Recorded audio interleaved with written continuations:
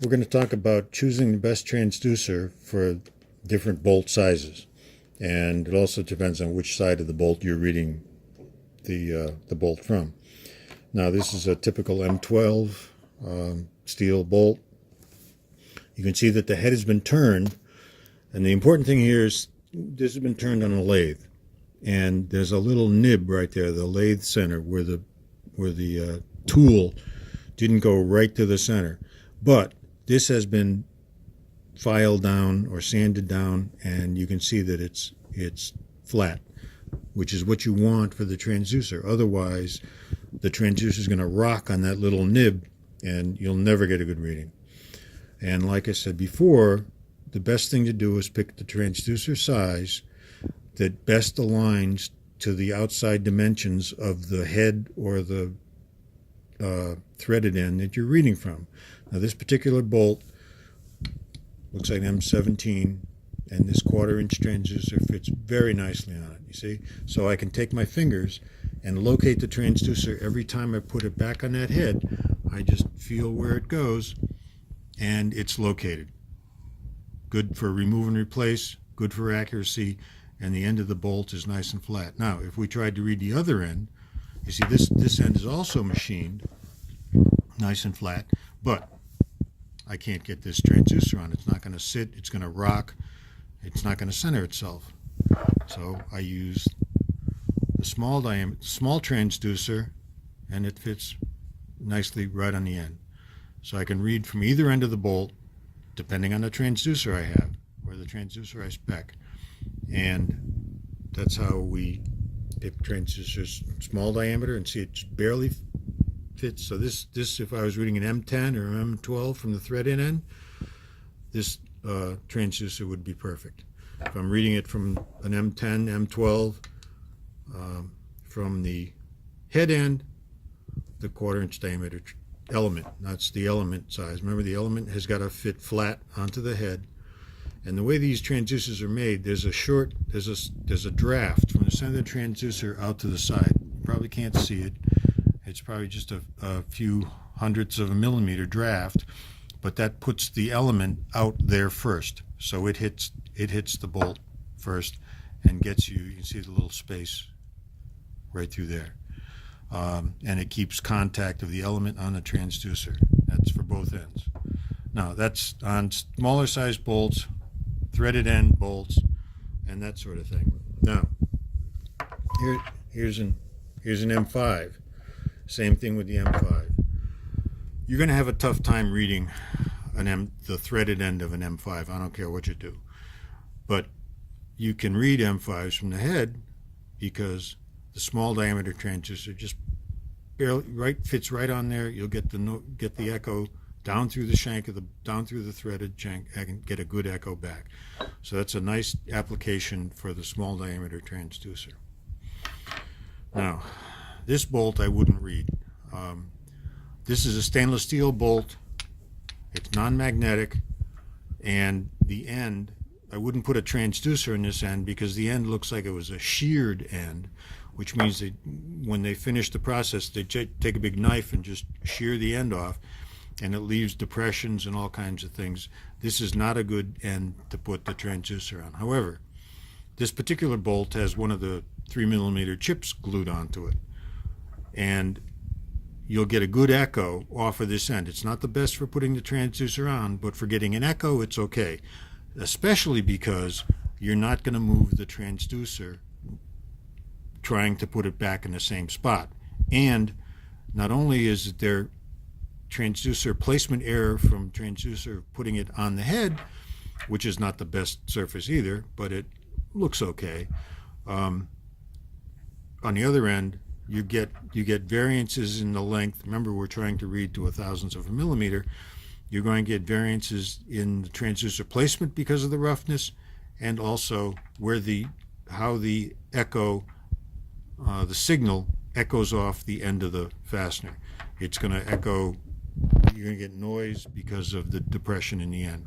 But if the transducer doesn't move, the noise is constant, the distortion is constant, so there's no delta time due to delta transducer placement error. That's the thing you want to watch for when you're talking about as received bolts like this.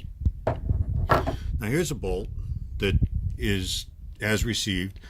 You can see that you have this thread rolling depression where, thread rolling, these threads are upset through cold working process through dyes, and the material is extruded into the form of the thread. Well, you extrude some of the material out the end and you get this concave area here, and that's not the best for getting an echo. You will get an echo off of this. You may get some remove and replace error from the depression in the end. You'll get an echo off it and it should be okay. The problem is the head. Now the head looks like it was sheared. It's a forged head and it looks pretty clean, but there are raised markings on it. Now if I take my 1/4 inch transducer and put it over that, you can see that the transducer overlaps the raised markings. Now, it may be that because of the draft I spoke about on the transducer, sits above the raised marking, but I wouldn't guarantee it. The other thing is, if you move the transducer one side or the other, you're going to raise it up on one side and raise it up on the other side, because the transducer is riding on top of those raised markings. So I would not recommend this transducer for that bolt, even though it fits nice. And of course,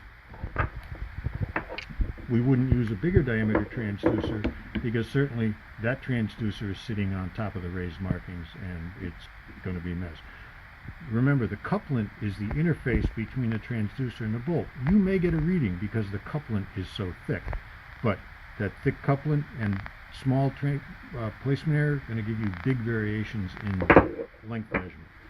So unfortunately for this particular bolt, if we were reading it with a remove and replace transducer, I would recommend using the small diameter transducer. The benefit of this is that these small transducers are still 5 megahertz. They have good punch power for the due to the lower frequency than a higher frequency, 7.5 megahertz. So you should be able to get an okay reading by using the small diameter transducer on this particular bolt. So there we have some transducer placement and finish things. Now we're going to look at this particular bolt. This is a common situation with large diameter bolts that have been turned, that you have a lathe center in here. Now the finish is very nice, but you got this lathe center. That's not a problem.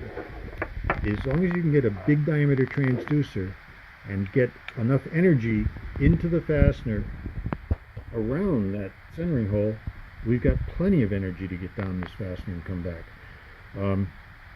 So with this 3/4 inch transducer, you can see the percentage of area of active transducer versus the area of the centering hole, small. So I don't really care. This transducer will work on this bolt perfectly, just going over it like that. The other thing is, now we could read this bolt from the other side.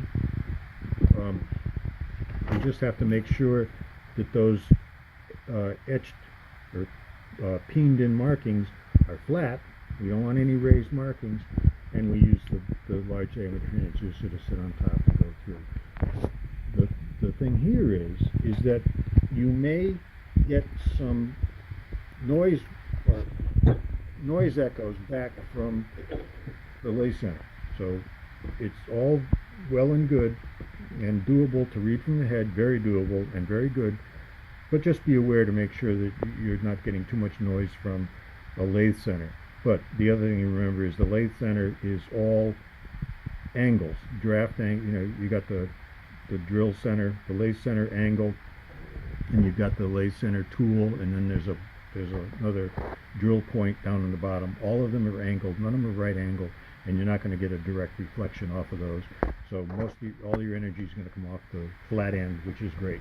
So this particular stud, either end or particular bolt, either end is a good end for reading.